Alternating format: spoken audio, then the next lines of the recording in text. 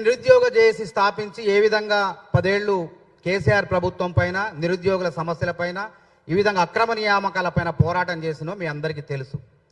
అందులో భాగంగా నాకు అన్యాయం జరిగింది అని చెప్పేసి అదే యూనివర్సిటీ నుంచి చాలామంది నిరుద్యోగులు డాక్టరేట్లు పూర్తి చేసినటువంటి నిరుద్యోగులు మా వద్దకు యూనివర్సిటీకి వచ్చి మమ్మల్ని సంప్రదిస్తే వాళ్ళు చెప్పిన విషయాలు వింటే మేము నెవ్వెరపోయినాం. అన్ని తప్పుల తడక నియామకాలు, అర్హతలు లేని వాళ్ళకు కూడా మరి అసిస్టెంట్ ప్రొఫెసర్ ఉద్యోగాలు కట్టబెట్టినటువంటి వైనం, ఇవన్నీ ఆధారాలు మొత్తం చూసిన తర్వాత నిర్ధారణకు వచ్చిన తర్వాత మేము వెటర్నరీ యూనివర్సిటీ నుంచి ఉస్మానియా యూనివర్సిటీ నుంచి అక్కడికి వెళ్ళి వెటర్నరీ పివి నరసింహరావు వెటర్నరీ యూనివర్సిటీకి వెళ్ళి అక్కడ వైస్ ఛాన్సలర్ రూమ్ ధర్నా కూడా చేసినాం. మేము ధర్నా చేసిన తర్వాత బాలాజీ గుగులోత్ అనేటువంటి ఒక అభ్యర్థి ఫిషరీస్ విభాగంలో అక్రమ పద్ధతిలో అసిస్టెంట్ ప్రొఫెసర్గా నియామకమవుతాడు. అతను ఎట్లా నియామకమైందంటే ఆ ఉద్యోగానికి ఇతను డాక్టర్ జగదీష్తో పాటు బాలాజీతో పాటు వేరే వాళ్ళు అప్లై చేసుకున్నారు. ఆ ఉద్యోగం ఎవరికి సంబంధించిందంటే ఎస్టీ మహిళకు సంబంధించిన ఉద్యోగం. అంటే మహిళా అభ్యర్థులు లేనప్పుడు దాన్ని పురుషులకు మార్చుకోవచ్చు, పురుషులకు ఇచ్చే అవకాశం వెసులుబాటు ఉన్నది. అయితే వెసులుబాటు ఉంటే జగదీష్ నాయక్ను పిలవకుండా ఏకపక్షంగా బాలాజీ నాయకే ఉద్యోగం ఇచ్చారు. ఇతను అప్లికేషన్ తిరస్కరించారు. ఎందుకు తిరస్కరించారంటే అతనికి నెట్టు ఉన్నది, నీకు యూజీసీ మంజూరు చేసినటువంటి నేషనల్ ఎలిజిబిలిటీ టెస్ట్ లేదు, పత్రం లేదు అని చెప్పేసి ఇతన్ని తిరస్కరించారు. తిరస్కరిస్తే అరే నాకు తెలియకుండా ఆయన నెట్ ఎప్పుడు సంపాదించిండు, ఎట్టు రాసిండు, పరీక్ష రాసిండు అని చెప్పి ఆయన యొక్క ఆర్టీఐ ద్వారా ఆయన యొక్క నెట్టు పత్రాన్ని బాలాజీ నాయక్ గుగులోత్ బాలాజీ అనేటువంటి వ్యక్తి నకిలీ నెట్ పత్రం పెట్టి ఉద్యోగం పొందిండు. అయితే ఆ ఉద్యోగాన్ని ఆ పత్రాన్ని చూస్తే అది నకిలీదని తేలింది. నకిలీదని తేలిన తర్వాత ఇది నకిలీదా లేకుంటే నిజమైందా అని చెప్పేసి మేము యూజీసీకి రాయటం జరిగింది, నేషనల్ టెస్టింగ్ ఏజెన్సీకి రాశాం. రాస్తే వాళ్ళు స్పష్టంగా ఏం చెప్పారంటే ఏది ఇది ఇగో యాజ్ పర్ డేటా ప్రకారం గుగులోత్ బాలాజీది అది నకిలీ సర్టిఫికేట్ అని చెప్పి స్పష్టంగా మాకు రాతపూర్వకంగా నకిలీదని చెప్పేసి స్పష్టంగా ఆధారాలు ఇచ్చారు. ఇచ్చిన తర్వాత దాన్ని పట్టుకొని మేము మళ్ళీ వెళ్ళి అప్పుడు అధికారులకు ఇదన్నీ పెట్టి పెద్ద ఎత్తున పోరాటం చేస్తే అప్పుడు గుగులోత్ బాలాజీని యూనివర్సిటీ నిబంధనల ప్రకారం రిమూవ్ చేయాలి. రిమూవ్ చేయకుండా కేవలం సస్పెన్షన్ చేశారు, అంటే సగం జీతం వచ్చేది సస్పెండ్ చేశారు. అయితే దీనికి అంతటి కారణం ఏంటంటే మొన్న ఆర్ఎస్ ప్రసన్న కుమార్ ఏం చెప్తారంటే అసలు నెట్టే అవసరం లేదు, ఈ యొక్క ఉద్యోగాలకి ఫిషరీస్ డిపార్ట్మెంట్లో నెట్టే అవసరం లేదు. మరి నెట్ అవసరం లేనప్పుడు జగదీష్ కూడా నెట్ అవసరం లేదు కదా, ఈయనకు కూడా నెట్ లేదు కదా, మరి ఆయనకి నెట్ లేదు. మరి నెట్ అవసరం లేనప్పుడు బాలాజీ నాయక్ గుగులోత్ అనే ఆయన వ్యక్తి నకిలీ నెట్ సర్టిఫికేట్ సృష్టించి ఎందుకు యూనివర్సిటీ అధికారులకు సమర్పించిండు? మేము ఎక్కడ నుంచి తీసుకున్నాం ఇది? ఈ నకిలీ సర్టిఫికేట్ ఫస్ట్ యూనివర్సిటీ అధికారుల దగ్గర నుంచి తీసుకొని యూజీసీకి పంపినాం. ఇది నిజమైందా కాదంటే నకిలీదని తేల్చారు. కాబట్టి కళ్ళ ముందు కనపడుతుంది కదా, చట్ట ప్రకారం ఇది అక్రమం అని కనపడుతుంది కదా. కాబట్టి ఆర్ఎస్ ప్రసన్న కుమార్ మొన్న ఏమంటాడంటే నిబంధనలు అసలు నెట్టే అవసరం లేదు, అందుకే బాలాజీకి ఉద్యోగం ఇచ్చారు. ఈ విధంగా అక్రమాలు చేసి అబద్ధాలు ఆడుతున్నాం. అసలు మేమేమంటున్నామంటే మేము పోలీస్ స్టేషన్లో కూడా ఫిర్యాదు చేసాం. ఆ రోజు బీఆర్ఎస్ ప్రభుత్వం రాజేందర్ నగర్ నేను కూడా వెళ్ళాను. ఆ సిఐ గారిని కలిస్తే తిరిగి జగదీష్ చెప్పులు అరిగినాయి, నా చెప్పులు అరిగినాయి. అసలు కేసు నమోదు చేస్తారా చేయరా అని చెప్పరు. ఈలోపు ఫిర్యాదు కూడా చేసాం. ఏ డేట్న ఫిర్యాదు చేసినాం? 31/5/2022 15:47కు ఫిర్యాదు చేసినాం. ఈ ఫిర్యాదు ఇప్పటికీ ఉన్నది. మళ్ళీ దీన్ని తిరగదోడతాం, మేము వదిలిపెట్టాం. ఎందుకంటే మా వ్యక్తిత్వాన్ని హన్నం చేసే విధంగా, మా ప్రతిష్టకు పరువుకు భంగం కలిగించే విధంగా ఆర్ఎస్ ప్రవీణ్ కుమార్ తమ్ముడు ప్రసన్న కుమార్ మొన్న ఇక్కడ నా పైన ఆరోపణ చేయడం జరిగింది. ఏమన్నాడంటే ఈ జగదీష్ అనే వ్యక్తి నాకు అమౌంట్ ఇస్తే నేను పోయి దాన్ని ప్రోగ్రామ్ చేసిన కార్యక్రమం ఫిర్యాదు చేసి బాలాజీ నాయక్ జీవితాన్ని ఆగం చేసిన అని చెప్పి ఆయన మొన్న మాట్లాడటం జరిగింది. కాబట్టి నాలాంటి వ్యక్తికి, అదేవిధంగా బాలాజీ పాపం జగదీష్ లాంటి ప్రతిభావంతుడైనటువంటి నిరుద్యోగి డాక్టరేట్కి అవమానకరంగా మరి ఆర్ఎస్ ప్రసన్న కుమార్ మాట్లాడింది. కాబట్టి తప్పకుండా మేము ఒకటే చెప్తున్నాం, ఆర్ఎస్ ప్రసన్న కుమార్ నువ్వు వారం రోజుల్లో మాకు బహిరంగంగా రాతపూర్వకంగా కానీ లేకపోతే నువ్వు ఎట్లా మెసేజ్ ద్వారానో ఎట్లా పంపుతావో క్షమాపణ చెప్పాలి. లేకపోతే చట్టాలు ఉన్నాయి. బిఎన్ఎస్ భారత న్యాయ సంహిత ఉన్నది. న్యాయ సంహిత ప్రకారం తప్పకుండా మేము పోరాటం చేస్తాం. భారత న్యాయ సంహిత బిఎన్ఎస్ చట్టం 336 ప్రకారం ఏ వ్యక్తి అయినా పాత కాలంలో దీన్ని ఏమైనా ఐపీసీ అనేది ఇండియన్ పీనల్ కోడ్ అనేది ఇప్పుడు బిఎన్ఎస్ 336 ప్రకారం 7 ఏళ్లు జైలు శిక్ష పడుతుంది. ఎవరైనా నకిలీ సర్టిఫికెట్ తయారు చేసి ప్రభుత్వాలను కానివ్వండి, కేంద్ర ప్రభుత్వాన్ని కానివ్వండి, విశ్వవిద్యాలయాన్ని కానీ మోసం చేసి ఉద్యోగం సంపాదిస్తే 7 ఏళ్లు జైలు శిక్ష, అతను ఉద్యోగం నుంచి కూడా తీసేయాలి. కానీ యూనివర్సిటీ అధికారులు ఓన్లీ సస్పెన్షన్ మాత్రమే చేశారు. అదేవిధంగా ఈ ఆర్ఎస్ ప్రసన్న కుమార్ మా పైన ఆరోపణలు చేసిండు కదా, పాపం ఆయన తెలిసి చేసిండో తెలియక చేసిన మొత్తం తప్పు చేసిండు. మాలాంటి వ్యక్తుల యొక్క వ్యక్తిత్వాన్ని కించపరిచిండు, అవమానపరిచిండు. కాబట్టి మేమేం చేస్తున్నామంటే తప్పకుండా అతని పైన డిఫామేషన్, సివిల్ డిఫామేషన్ కేసు, అంటే సివిల్ డిఫామేషన్ కేసులో మాకు పరువుకు భంగం కలిగింది. దాదాపు ₹1 కోటి నష్టపరిహారం వేస్తున్నాం. తప్పకుండా వారం రోజుల్లో ఆయన స్పందించకుండా మాకు సమాధానం చెప్పకపోతే, లేకుంటే ఆధారాలు చూపించాలా, నాకు ఈయన అమౌంట్ ఎట్లా ఇచ్చిండు, ఏ విధంగా ఇచ్చిండు చెప్పాలా. మళ్ళీ అంతేకాకుండా మేమంట యూనివర్సిటీ నుంచి పోయి అక్కడ ధర్నా చేసిన వాళ్ళం పెయిడ్ బ్యాచ్ అని చెప్పి ఆయన స్పష్టంగా వీడియోలో మాట్లాడి మన ఇదే ప్రెస్ క్లబ్లో మాట్లాడిండు. కాబట్టి ఈ ఆధారాలన్నీ కనుక చూపెట్టకపోతే తప్పకుండా చట్ట ప్రకారం మేము చర్యలు తీసుకుంటాం. అయితే బాలాజీ నాయక్ ఏంటంటే ఆయన కోర్టుకు పోయిండు. మేము కోర్టుకు పోయేసరికి ఆయన హైకోర్టును ఆశ్రయించేసరికి మేమేం చేసినాం, ఇక మాకు న్యాయపరంగా చర్యలు తీసుకోవడానికి ముందుకు పోవడానికి అవకాశం లేదు. అది కోర్టులో తేలిందాక, జడ్జిమెంట్ ఏమొస్తుందని వేచి చూసిందాకా తర్వాత చర్యలకు మేము పూనుకుందామని చెప్పి అనుకున్న తరుణంలో ఇటీవలే జస్టిస్ ఆయన జడ్జి గారు, మరి సింగిల్ జడ్జి గారు ఒక తీర్పు ఇవ్వటం జరిగింది. విజయసేనారెడ్డి గారు తీర్పు ఇచ్చారు. సరే, ఆ తీర్పు కోర్టు తీర్పును మేము గౌరవిస్తున్నాం. కానీ ఆ కోర్టు మా యొక్క వాదనలు వినలేదు. పూర్తిగా ఈ అన్యాయానికి గురైనటువంటి అభ్యర్థి వాదనలు వినలేదు. కాబట్టి మాకేంది వినలేదంటే అర్థమైంది. మరి కోర్టు ఏం చెప్పిందంటే బాలాజీ నాయక్ మీరు నోటీసులు ఇవ్వకుండా సస్పెన్షన్ చేశారు. అంటే ఏ వ్యక్తికైనా నోటీసులు ఇచ్చిన తర్వాత సస్పెన్షన్ చేయాలి చట్ట ప్రకారం, యూనివర్సిటీ నిబంధనలు కానీ ఏమైనా కానీ. నోటీసులు ఇవ్వకుండా మీరు సస్పెన్షన్ చేశారు కాబట్టి ఈ 4 సంవత్సరాలు ఆయన జీతభత్యాలు ఆగిపోయినాయి కాబట్టి వాటిని చెల్లించండి. తర్వాత అతని చట్ట ప్రకారం, యూనివర్సిటీ నిబంధనల ప్రకారం మీరు చర్యలు తీసుకోమని చెప్పింది. ఇప్పుడు చర్యలు తీసుకుంటారు, ఆ బకాయిలు తిరిగిస్తారు, చర్యలు తీసుకుంటారు. కానీ ఇదేదో కోర్టు మొత్తం కూడా బాలాజీ నాయక్ న్యాయం చేసింది, మేమేదో తప్పు చేసినామని చెప్పి ఆర్ఎస్ ప్రవీణ్ కుమారు మా యొక్క వ్యక్తిగత ప్రతిష్టకు భంగం కలిగించాడు. ఆర్ఎస్ ప్రసన్న కుమారు మా యొక్క వ్యక్తిగత ప్రతిష్టకు భంగం కలిగించాడు. కాబట్టి కోర్టుకు మళ్ళీ మేము వెళ్ళే అవకాశం ఉంది. సింగిల్ జడ్జి ఇచ్చిన తీర్పును మేము గౌరవించి ఉన్నత డివిజన్ బెంచ్కి వెళ్ళబోతున్నాం. తప్పకుండా బరాబర్ వెళ్తాం. అక్కడ ఏ తీర్పు వచ్చిందో తెలవకుండా రాకుండా ముందే మేము తప్పు చేసినోడే దొంగ అన్నట్టుంది ఆర్ఎస్ ప్రసన్న కుమార్ యొక్క వ్యవహారం చూస్తే.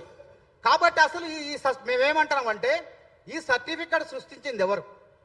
ఈ నకిలీ సర్టిఫికెట్ని సృష్టించి యూనివర్సిటీని, కేంద్ర ప్రభుత్వాన్ని, యూజీసీని మోసం చేసింది ఎవరు? ఇది తేలాల. కాబట్టి ఈ కేసు మేము ఎప్పుడో 2022లో ఫిర్యాదు చేసినాం. మళ్ళీ రాజేంద్ర నగర్ పోలీస్ స్టేషన్కి పోతాం. ఈలోపు యూనివర్సిటీ అధికారులను కూడా చర్య తీసుకోమని చెప్పింది కోర్టు. కాబట్టి యూనివర్సిటీ అధికారులు కూడా వెంటనే అతని పైన విచారణ జరిపి ఆధారాలు కళ్ళ ముందున్నాయి.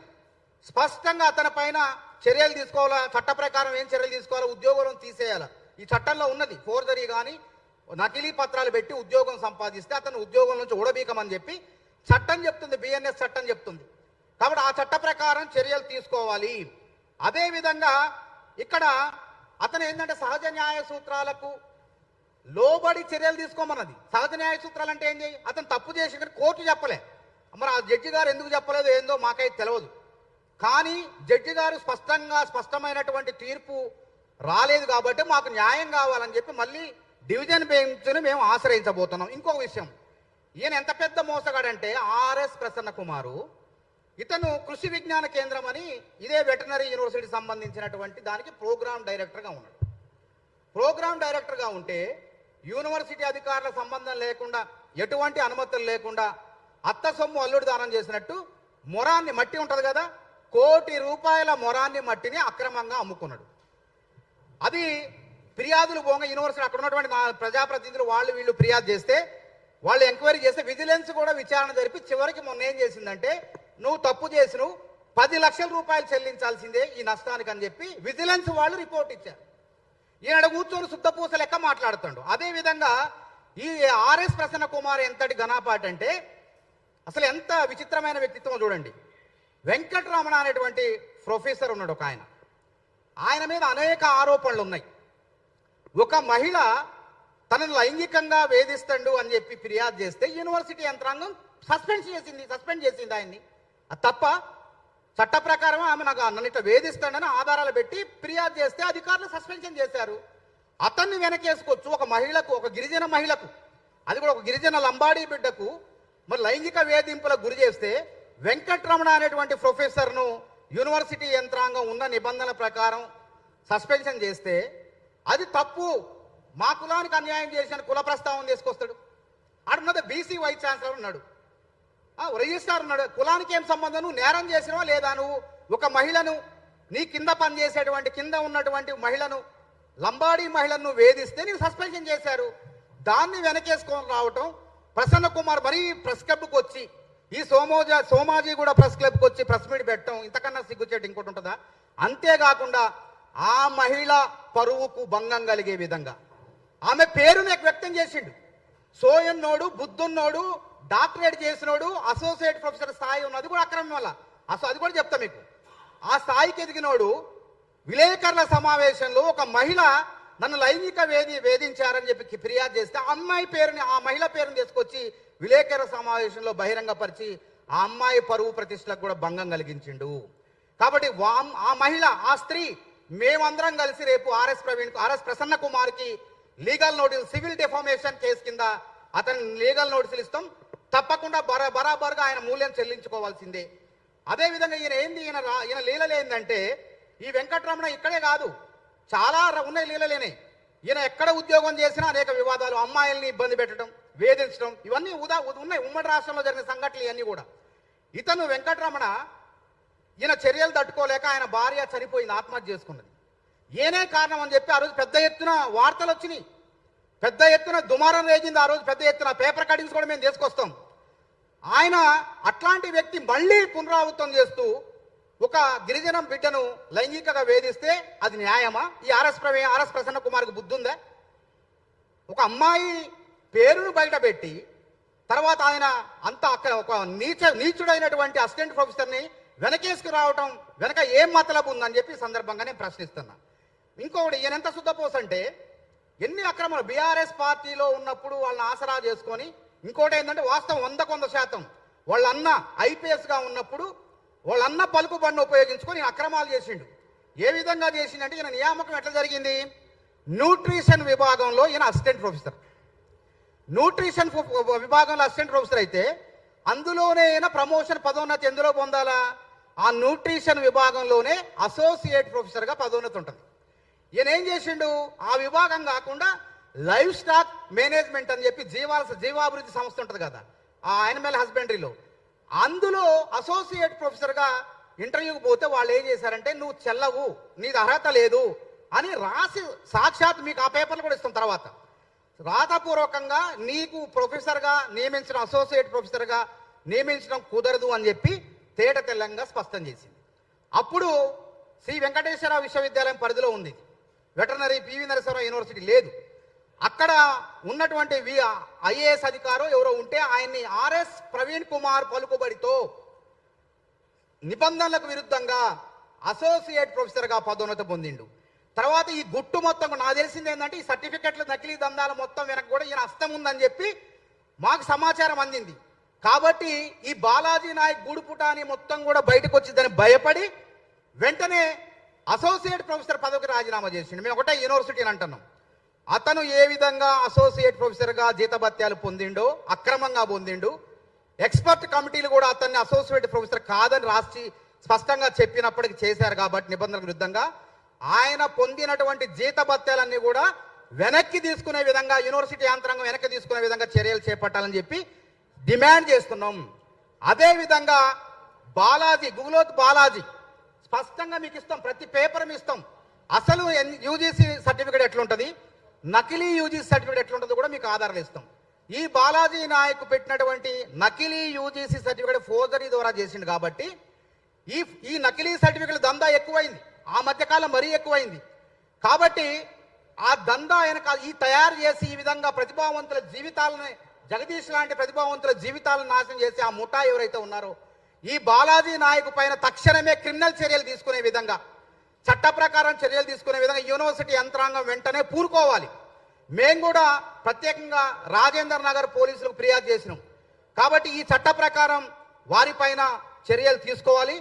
కాబట్టి మళ్ళీ ఒకసారి మీకు అందరి పాత్రికేయుల సమక్షంలో చెప్తున్నాం, మా పైన తప్పుడు ప్రచారం చేసి అసత్యమైనటువంటి ఆరోపణలు చేసి నిందలేసినందుకు మాకు క్షమాపణ చెప్పకపోతే ఆర్ఎస్ ప్రసన్న కుమార్ తప్పకుండా వారం రోజుల్లో నీకు న్యాయపరంగా సివిల్ డెఫామేషన్ నోటీసులు అందబడతాయి, అప్పుడు తగిన మూల్యం చెల్లించుకోవాల్సి వస్తుందని చెప్పి హెచ్చరిస్తున్నాం. ఇప్పుడు బాధితుడు ఉద్యోగం తర్వాత ఇంకోటి ఏంటంటే ఆయన కాంగ్రెస్ పార్టీ అని చెప్తాడు. విచిత్రం ఏంటంటే ఆయన ఏమో టీడీపీ నుంచి, ప్రసన్న కుమార్ గతంలో టీడీపీ నుంచి పోటీ చేసిన అలంపూర్లో ఉద్యోగానికి రాజీనామా చేసి, అంటే వెసులుబాటు ఉంది ఎస్సీ ఎస్టీలు ఎవరైనా ఉద్యోగానికి రాజీనామా చేసి ప్రొఫెసర్లుగా ఉన్నవాళ్ళు పోటీ చేసి ఓడిపోతే మళ్ళీ తిరిగి ఉద్యోగంలోకి రావచ్చు. ఆ తెలుగుదేశం తరఫున పోటీ చేసి ఘోరంగా ఓడిపోయిన ప్రసన్న కుమార్కి రాజశేఖర రెడ్డి గారు భిక్ష పెట్టిండు. ఆ రోజు నిబంధనలు మార్చేసి ఇతనికి ఉద్యోగం ఇచ్చారు. ఉద్యోగం ఇస్తే ఆ విశ్వాసం కూడా లేకుండా ఈయన తిన్నింటి వాసాలు లెక్కబెట్టి యూనివర్సిటీ మొత్తాన్ని ఆగం చేయటం మొదలుపెట్టిండు. కాబట్టి ఇప్పుడు ఏం చెప్తాడు ఈయన, ఇంత అక్రమాలు చేసి అవినీతి చేసి నేను కాంగ్రెస్ నాయకుడు అని చెప్తాడు. అదేవిధంగా రేవంత్ రెడ్డి గారు పరిపాలన చూడండి, వైస్ ఛాన్సలర్ నియామకం, ఉస్మానియా యూనివర్సిటీ, మొగలి కుమార్ ఒక మాదిగ బిడ్డ, ప్రతిభావంతుడు, మాదిగని చూడలాడా ప్రతిభావంతుడు, ఎన్నో అంతర్జాతీయ ప్రమాణాలు ఉన్నటువంటి పరిశోధనా పత్రాలు సమర్పించిందని చెప్పి ఉస్మానియా యూనివర్సిటీకి ఆయన నియమించండి. ఈ యూనివర్సిటీలో 12 యూనివర్సిటీల్లో వైస్ ఛాన్సలర్లు కూడా ప్రతిభావంతులు ఉన్నారు. అలాగే ఇక్కడ ఘనప్రకాష్ అనేటువంటి ఆయన్ని ప్రతిభావంతులైనటువంటి ఒక ప్రొఫెసర్ని వీసీగా నియమిస్తే మొన్న ఎడకొచ్చి వాళ్ళ మీద ఆరోపణలు. అదేవిధంగా రిజిస్ట్రార్ని ఎవరు నియమిస్తారు, వీసీ నియమించుకుంటాడు. అక్కడ ఎవరైతే సమర్థులు ఉంటారో ప్రతిభావంతులు ఉంటారో శరత్ చంద్ర అనేటువంటి అతన్ని నియమిస్తే అతను డబ్బులు ఇచ్చి నియామకం చేసింది అంటాడు.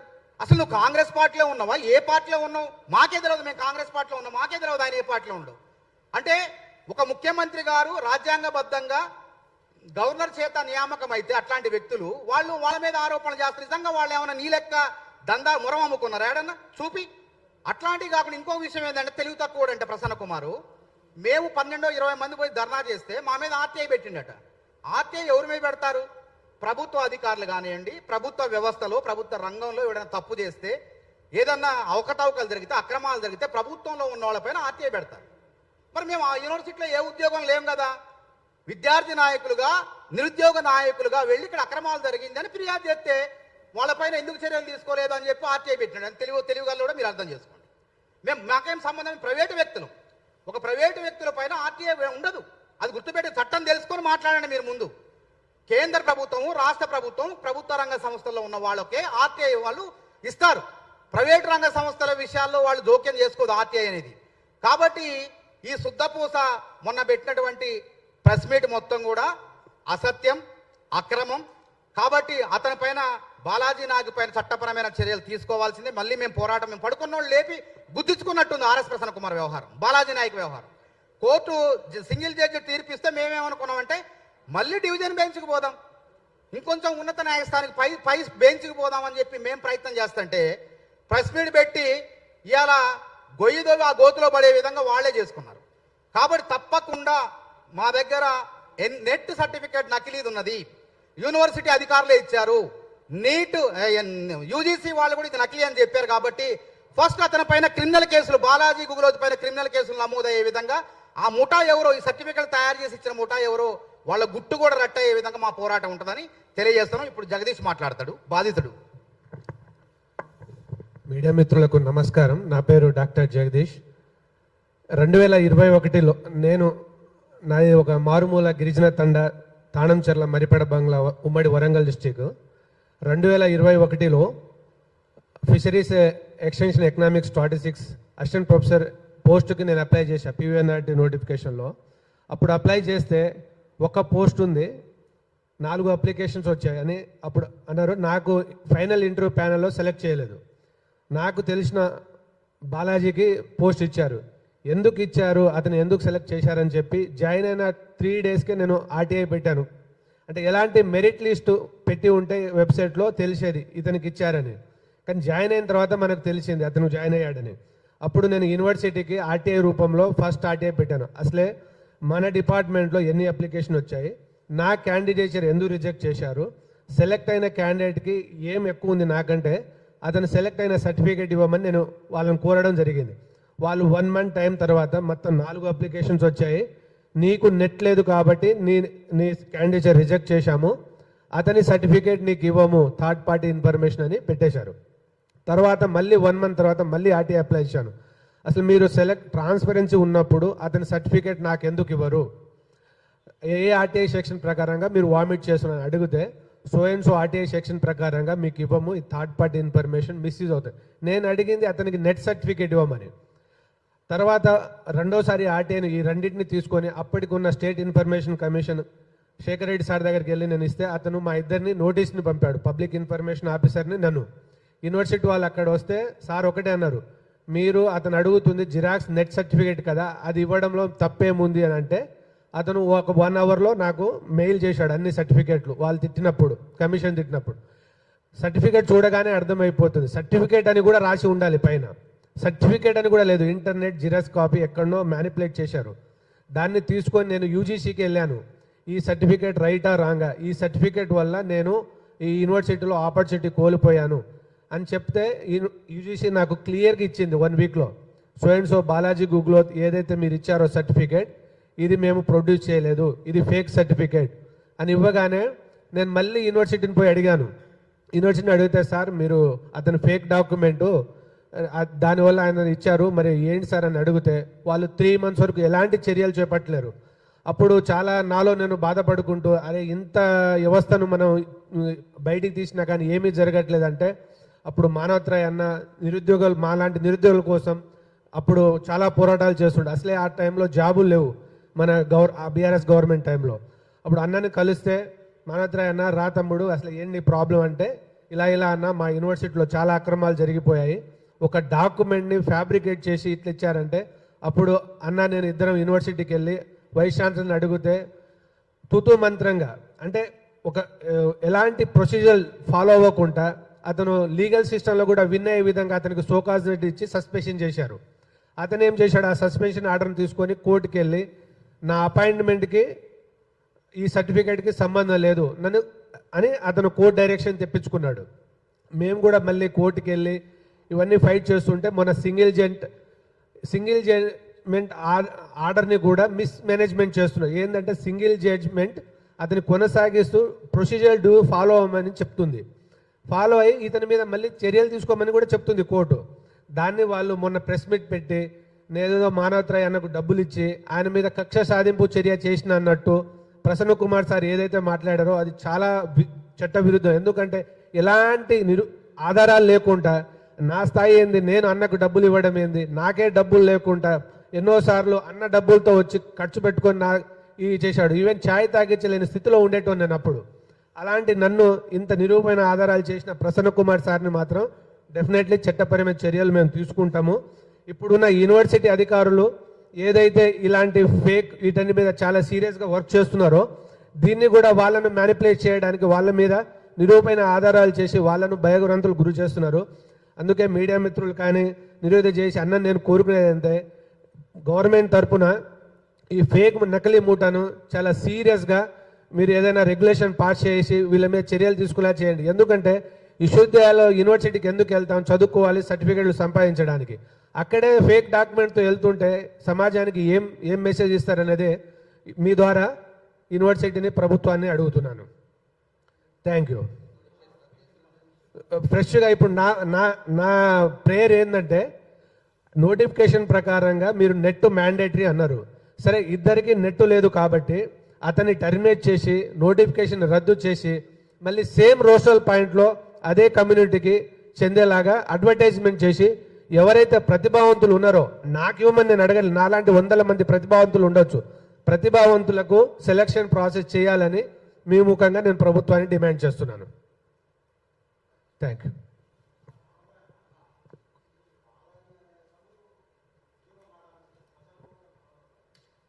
వాస్తవం ఏంటంటే ఆడ చెప్పిన మాకు సమాచారం ఏంటంటే అది తయారు చేసి ఈయన శిష్యుడు ప్రసన్న కుమార్ శిష్యుడు ప్రసన్న కుమారే ఆడ ఆయన యొక్క పలుకుబడితో అదే అంటే అర్థం అదే వెనకేసుకొచ్చి ప్రెస్ మీట్ పెట్టిన అర్థమైంది. ఇప్పుడు నేను వచ్చిన ఈ బాధితుడి తరపున పోరాటం చేస్తున్నా, నేను సిద్ధం, దేనికైనా సిద్ధం, నిరూపించంటాను. నేను నీ పాత్ర ఉన్నది ఇందులో. ఆ ఉద్యోగం దగ్గర నుంచి అసలు యూనివర్సిటీ మొత్తాన్ని కూడా వీళ్ళ చేతిలో పెట్టుకున్నారు. అప్పుడు ఈ అన్నదమ్ములు ఇద్దరు కలిసి ఆగం చేశారంటాను నేను. వాస్తవం అంటే ఆరోపణలు కాదు, ఈ వాస్తవాలు ఇవి. కాబట్టి ఆయన ఏ విధంగా ఆయన నియామకం న్యూట్రిషన్లో అసిస్టెంట్ ప్రొఫెసర్, మరి లైఫ్ స్టాక్ మేనేజ్మెంట్ అనేది ఇంకో విభాగం. అది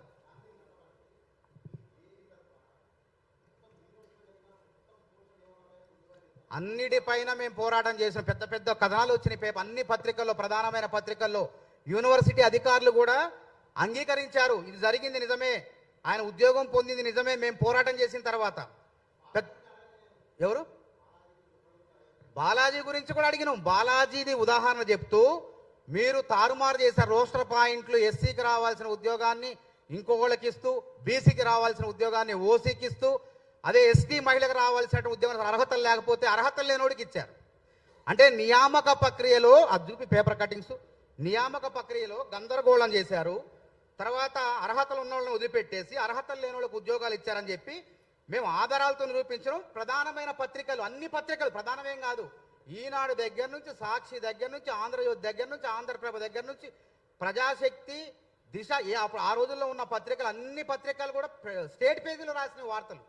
బలం లేకపోతే రాయరు కదా, మేము చేసే ఉత్తుత్త ఆరోపణలు అయితే కాదు కదా. తర్వాత ఏం చేయలేక చివరికి అతన్ని సస్పెన్షన్ చేశారు. వాస్తవంగా నిబంధనల ప్రకారం రిమూవ్ చేయాల. నకిలీ సర్టిఫికెట్లతో విశ్వవిద్యాలయం యంత్రాంగాన్ని కానీ, ప్రభుత్వాన్ని కానీ, కేంద్ర ప్రభుత్వాన్ని కానీ మోసం చేసే వ్యక్తిని క్రిమినల్ చర్యలు, ఫోర్జరీ కింద క్రిమినల్స్ కేసు పెట్టాలా, పెట్టి ఉద్యోగాన్ని కూడా బీకాల. అవన్నీ చేయకుండా ఈ పలుకుబడి వల్ల, అప్పుడున్నటువంటి బీఆర్ఎస్ పార్టీలో ఉన్న పలుకుబడి వల్ల, ఈ ప్రసన్న కుమార్ లాంటి వాళ్ళు ఉన్నారు కదా, వాళ్ళ పలుకుబడి వల్లే ఇతని ఉద్యోగ సస్పెన్షన్ అయింది కేవలం. మళ్ళీ కోర్టుకు పోయారు. చట్టంలో ఉన్న లొసుగులు తెలుసు కదా, కోర్టుకు పోయారు. మేము కాదన్నా, మేము కూడా కోర్టులో తేల్చుకుంటామని చెప్పి మేము కూడా ఢీకొన్నాం. కానీ చివరికి జడ్జి గారు తీర్పు ఎట్లొచ్చింది, అటు అంటే రెండు వైపులా ఉన్నది. అతనిపై చర్యలు తీసుకోమంది. అతనికి ఏంటంటే వాళ్ళు యూనివర్సిటీ అధికారులు చేసి తప్పేందంటే అది కూడా కావాలని చేశారు అప్పుడు బీఆర్ఎస్ పార్టీలో ఉన్నవాళ్ళు. అంటే కోర్టుకు పోయినా చెల్లే విధంగా అప్పుడు ఉన్నటువంటి యంత్రాంగం ఏం చేసింది, నోటీసులు ఇవ్వకుండా అతను సస్పెండ్ చేసింది. చట్ట ప్రకారం ఏం చేయాలి, ఏ వ్యక్తికైనా సస్పెన్షన్ చేసే ముందు ఒక నోటీస్ ఇవ్వాలి. నోటీస్ ఇవ్వకుండా కావాలనే చేశారు అప్పుడు ఉన్నటువంటి యంత్రాంగం, ఎందుకంటే ఇతను కాపాడాలని. ఇప్పుడు జడ్జి గారి దగ్గర పోతే ఏమైతే, అవును మీరు నోటీస్ ఇవ్వకుండా అతని హక్కులో భంగం కలిగించారు కదా.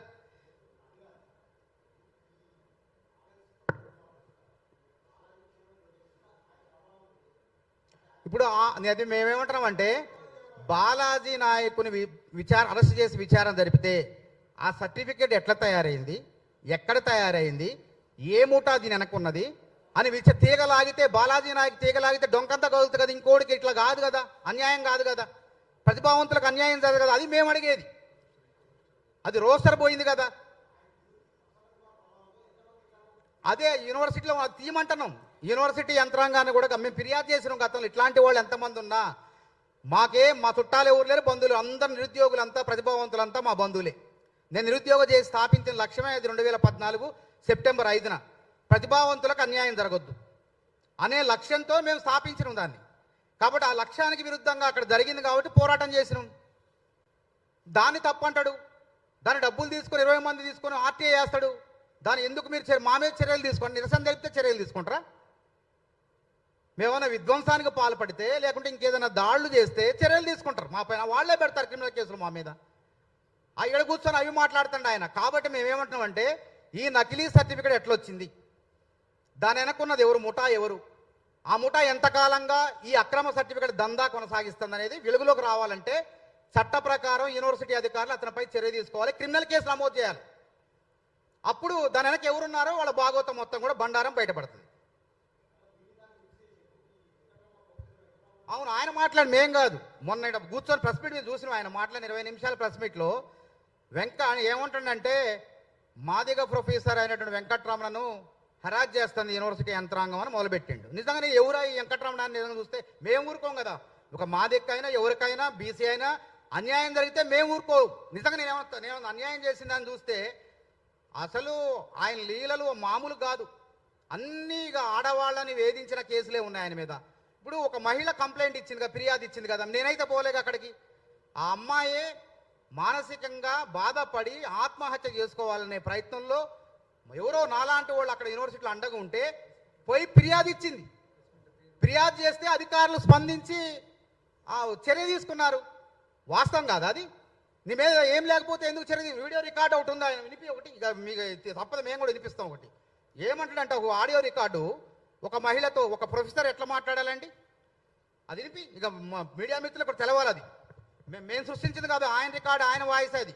మళ్ళీ అందులో కాదు, మేము ఏ శిక్షకైనా సిద్ధం అది.